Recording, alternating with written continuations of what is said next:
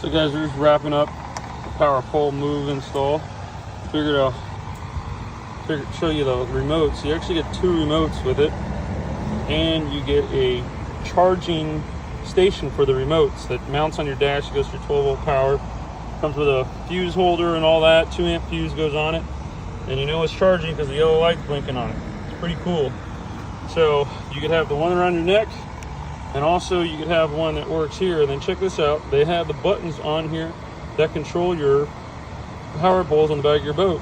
Same way you program the regular remotes, you program these. Check out this. Want to go down? Check out that. I'm hitting the down button. Want to go up? So they've thought of everything. If you're controlling your trolling motor from here, you could just hit.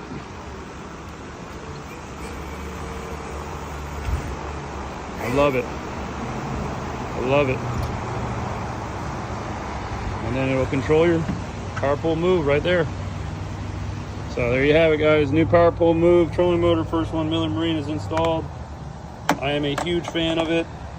I want one for myself. Got to save some bucks up. We got another one going on, that old Hughes in there that we're restoring, so stay tuned for that one. But here she is on the C swivel bracket as well. Picked that up last night by our buddy Mark. Thank you, sir. I mean, look how simple that is, guys. Clean, out of the way, it's out that way. I can't believe this product has not came out before. Mark has done an awesome job with it. Simple and easy.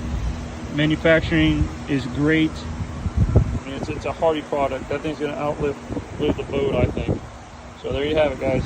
Let us know if you guys want one installed. We got you covered. See ya.